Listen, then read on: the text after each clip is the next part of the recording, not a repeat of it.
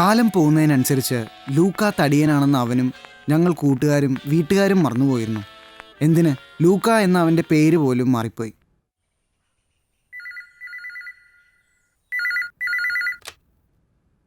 Hello, തടിയൻ അവിടെ ഉണ്ടോ? ഇല്ല മോനെ, തടിയും പുറത്തു പോയല്ലോ. ഓക്കെ, ശരിയാണ്. അങ്ങനെ ഞാനും തടിയനും വളർന്നു. തടിയൻ കുറച്ചധികം.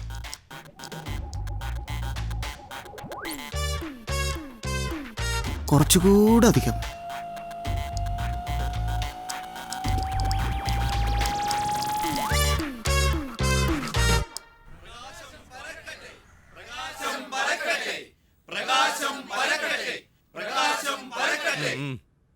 ജോസ് പ്രകാശേ, കാറിന്റെ ട്രെൻഡ് നിനക്ക് പിടികിട്ടിയോ? എന്താണ് ചേട്ടായി? മ്യൂസിക്കാണ്, മ്യൂസിക്. ഈ കഴിഞ്ഞ ഇലക്ഷനിലൊന്നും നമ്മൾ പച്ച തൊടാതിരുന്നത് വീര്യം പകരുന്ന ഗാനങ്ങളില്ലാത്തതുകൊണ്ടാണ്. പക്ഷെ ഈ വരുന്ന ഇലക്ഷനിൽ സംഗീതമായിരിക്കും നമ്മുടെ മാരകായുധം. അതും ശരിയാണ്.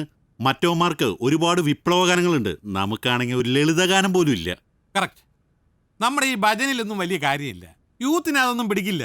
കേട്ട് കഴിഞ്ഞാൽ ഓടി വന്ന് പാർട്ടിയിൽ ചേരണം. ഒരു മിനിറ്റ്, പ്രകാശം പരക്കട്ടെ.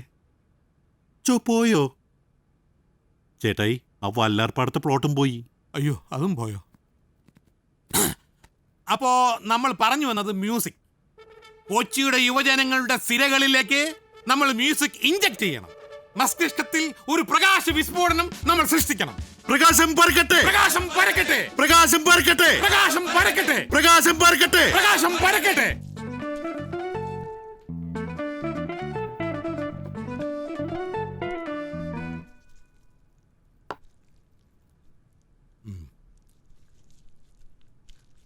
അല്ല, എന്താ പരിപാടി? ഒന്നുമില്ല, ഫുഡ് കഴിച്ചിട്ട് കുറച്ച് നേരം ചില്ല് ചെയ്യണം, ഒന്ന് പുറത്തേക്ക് ഇറങ്ങണം. അതല്ലടാ ഭാവി പരിപാടി. ഓ, മനസ്സിലായി. Future plan. ആർജ് വിജയ് സിംഗ് തന്നെ. ലൂക്ക, നിന്റെയോ? ഒരു പുതിയ കോസ്റ്റ് ചെയ്താലും ഒന്ന് ആലോചിക്കുന്നുണ്ട്. ആലോചിച്ചോ. ഇതല്ലാതെ വേറെ പരിപാടിയൊന്നും ഇല്ലല്ലോ. നിങ്ങളുടെ ബാൻഡ് മേളപ്പല്ലേ? ഉണ്ട്. പാർട്ടിക്കൊരു പാട്ട് വേണം. നിങ്ങളുടെ ടൈപ്പ് മതിന്നേ.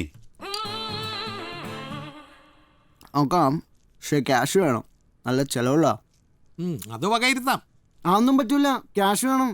എടാ, വകയിരുത്താന്ന് പറഞ്ഞ ക്യാഷ് തരുന്ന് മനസ്സിലായില്ലേ? അങ്ങനെ പ്രകാശ് കോൺഗ്രസിലേക്ക് ആളുകൾ ഓടി വന്ന് ചേരാനായിട്ട് ഞങ്ങൾ പാട്ടുണ്ടാക്കി തുടങ്ങി.